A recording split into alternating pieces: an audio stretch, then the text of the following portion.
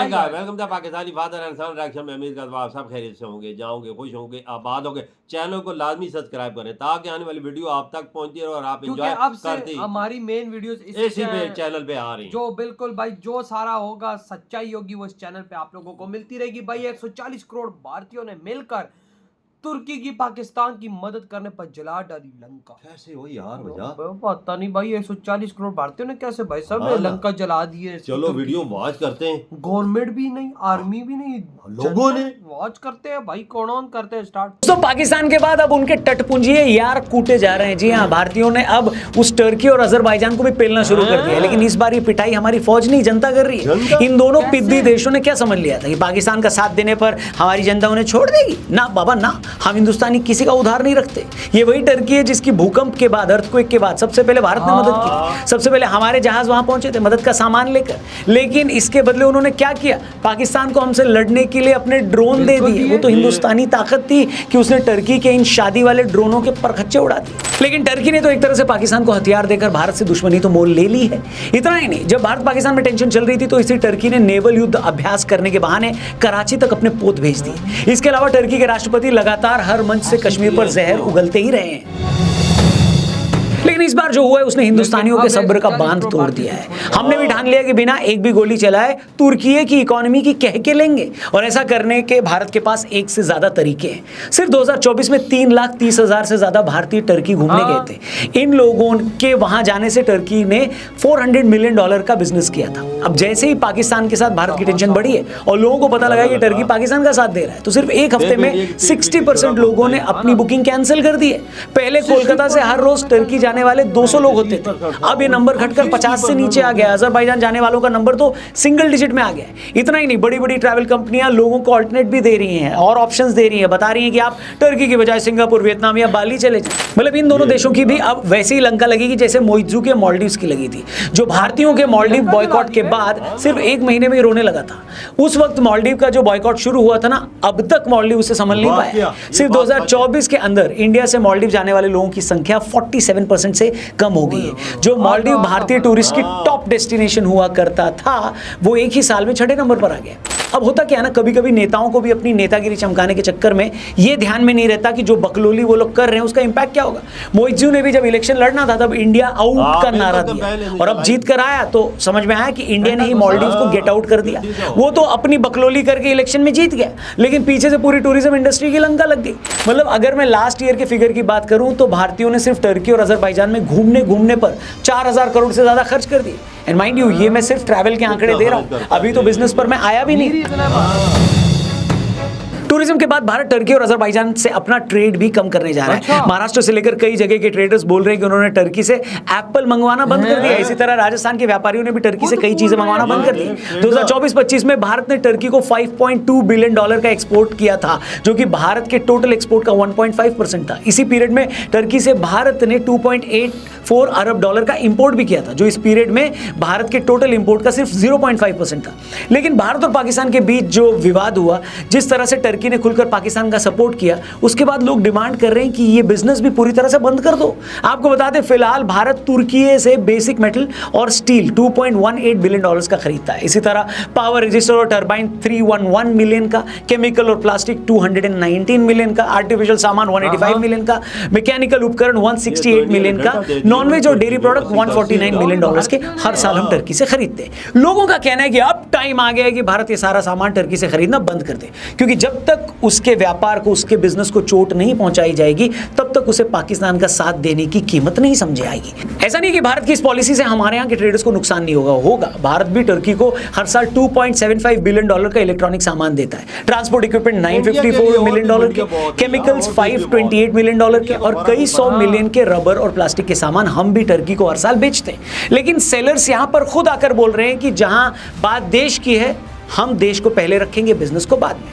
इसी तरह हर साल भारत अजरबैजान से भी 1.93 मिलियन डॉलर का इंपोर्ट करता है और शायद अब पूरी तरह ये बंद हो जाए। हम यहाँ क्लियर कर दें, टर्की और अजरबैजान के बाइकआउट की जो बात हो रही है ये खुद लोगों की तरफ से हो रही है। गवर्नमेंट ऐसा बोली नहीं है कुछ और ना बोलेगी, लेकिन आप जानते हैं सोशल मीडिया की पावर क्या है। भारत का जब मालदीव से टसल हुआ था तब भी मोदी जी ने कहा कुछ थोड़ी था, वो तो बस लक्षद्वीप गए, पिक्चर खिंचाई, चेयर लेके बीच पे बैठे, उसके बाद क्या था, जनता को बिस्मिल का संदेश मिल गया था। और इस बार तो बिस्मिल ने कोई संदेश भी नहीं दिया है, उससे पहले ही टर्की और अजरबैजान की खाट खड़ी होनी शुरू हो गई। आप हिम्मत देखो इन लोगों की, रिलीजियस एक्सट्रीमिज्म में ये लोग इतने बावले हो गए हैं कि अजरबैजान का एक जर्नलिस्ट ट्विटर पर खुलेआम लिख रहा है और भारत को बोल रहा है कि हमें हमारी इकोनॉमी की कोई परवाह नहीं है, हमारे लिए हमारी दोस्ती बड़ी है, बस 3 महीने रुक जा भाई, अभी टूरिज्म का सीजन चालू है ना, जब 3 महीने हिंदुस्तानी टूरिस्ट नहीं आया तो उड़ेंगे। आप ये जानकर हैरान हो जाएंगे कि 2014 तक यानी सिर्फ 10 साल पहले तक भारत से अजरबैजान कुछ ही हजार लोग जाते थे, वो भी 4 या 5 हजार के करीब, और आज ये नंबर 2.5 लाख तक पहुंच गया। मतलब आप अंदाजा लगा सकते हैं कि कितने % का इजाफा हुआ था। लेकिन अब इनकी टटपुंजिया सरकार ने खुद ही उड़ता हुआ तीर ले लिया है, तो भैया भुगतो।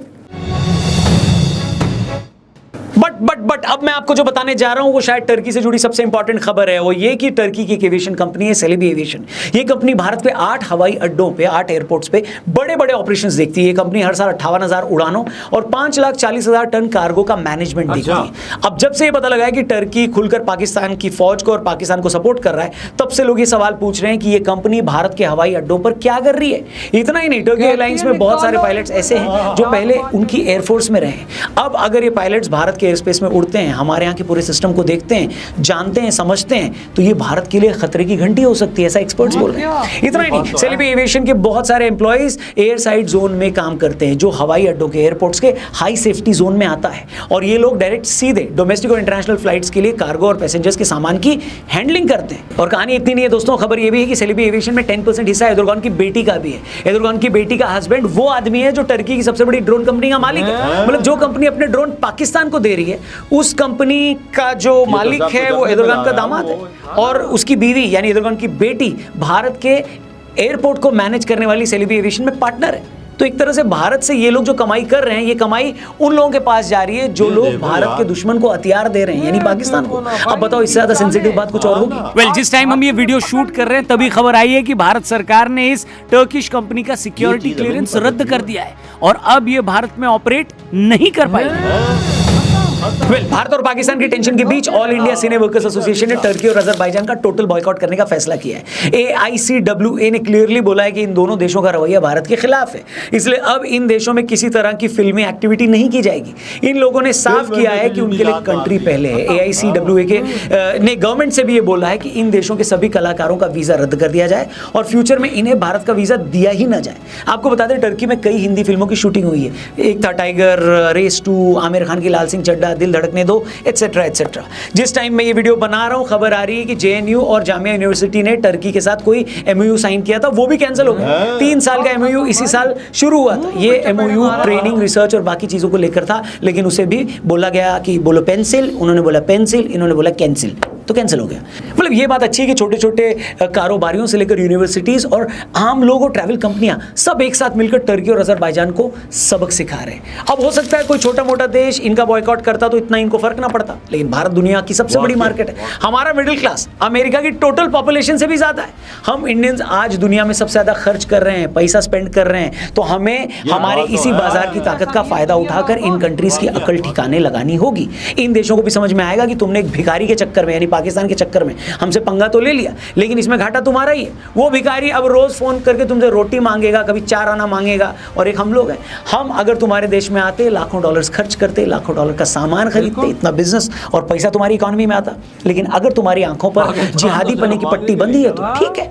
एक बात समझ लो दोस्तों अच्छे से, आज की दुनिया में कोई किसी का सगा नहीं है, हर किसी को अपनी लड़ाई खुद लड़नी है। ट्रंप को ही देख लो, वो भी हर जगह धंधे के चक्कर में घूम फिर रहा है। जिस शख्स के सिर पर कल तक $10 लाख का इनाम अमेरिका ने रखा था, आज ट्रंप उसी से हाथ मिला रहा है। आज की दुनिया में ना कोई किसी की लड़ाई लड़ने नहीं आ रहा है, और भारत जैसे देश की लड़ाई तो कोई और लड़ेगा ही नहीं, भारत को खुद लड़नी है। क्योंकि बांग्लादेश, पाकिस्तान जैसे देश तो हमेशा हमसे लड़ेंगे, और चीन जैसा देश हमें आगे बढ़ने से रोकेगा। अमेरिका भी नहीं चाहेगा कि इंडिया ज़्यादा बड़ा हो जाए। इसलिए हमें खुद अपनी तरक्की, अपनी प्रोग्रेस, अपनी इनोवेशन पर ध्यान देना होगा, क्योंकि इसी इनोवेशन के दम पर हम मैन्युफैक्चरिंग हब बनेंगे, दुनिया को अपनी टेक्नोलॉजी दुनिया एक्सपोर्ट भारत करेंगे, चल उसी रही है। तरह जैसे आज इजराइल करता है, जापान करता है। एक बार हम खुद को उस लेवल पर ले गए जहां आज चीन है, तो फिर किसी देश की हिम्मत नहीं कि वो भारत के फटे में अपनी टांग अड़ा सके। और मुझे लगता है ये दिन जल्दी आएगा, हम सबके कंट्रीब्यूशन से आएगा। बाकी बॉयकॉट टर्की पर और बॉयकॉट अजर इधर हुई है वीडियो खत्म भाई साहब। भारतीयों ने तो ठोक के रख दिया हो यार, 140 करोड़ भारतीयों ने गवर्नमेंट ने ठोका, लंका जला दी। गवर्नमेंट ने ठोका कि नहीं ठोका, लोगों ने ठोक के रख दिया। अबे वही तो भाई, 140 करोड़ भारतीयों ने की लंका जला हाँ। दी है भाई। वो सारे भारतीय बोल रहे हमने तो भाई सेब इनके लेना बंद कर दिए।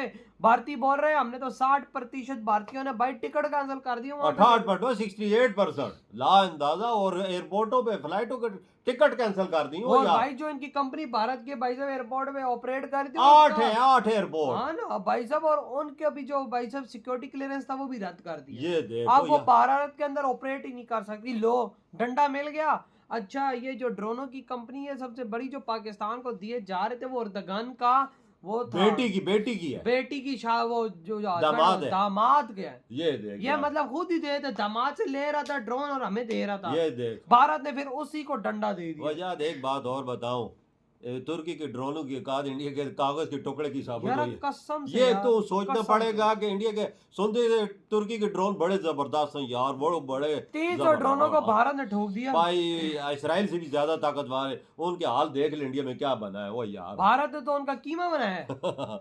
सोच, वाकया आपकी बात में दम है यार। वो के लोग बोलते थे ना मतलब तुर्की के ड्रोन भारत के बड़े। डिफेंस के आगे तुर्की का ड्रोन भी आज भाई से मिट्टी बराबर है। कोई एक भी खबर आई है उसने किधर अटैक किया है? नहीं किधर कोई ऐसी खबर मिली है नहीं। आपको? सोशल मीडिया पे आई है? ना ना खाली ना, हमने उसके टुकड़े देखे हैं, वाह। और तो कोई चीज इंडिया नहीं में देखी। पड़े उनके टुकड़े वाकया में हमने देखे हैं, हमने और अटैक कोई करते नहीं हुए उसको देखा। नहीं देखा। लेकिन 140 करोड़ भारतीयों ने जो डंडा दिया, यकीन मानो अर्दगान की चीखें निकल गई। मेरे भाई अजरबैजान में डंडा दे दिया, तुर्की में डंडा दे दिया, मालदीव में पहले दिया हुआ है, बांग्लादेश में दे दिया है, पाकिस्तान में दिया हुआ है। इंडिया किसी को छोड़ता नहीं भाई यार। इंडिया से आप जो ना पंगा मेरी बात- लेगा, इंडिया उसको नर्क में नहीं छोड़ेगा। और आप इस मेरी चीज में फुल हम इंडिया के साथ है। बिल्कुल। और अमेरिका की बारी है कि ट्रम्प को किस टाइम मोदी जी डंडा देता है। सही कहा भाई साहब, ये भी बड़ा आजकल उछल रहा है। हाँ। तो भाई आपके क्या थॉट है? इधर ही बुढ़ा खत्म करते तो हैं तो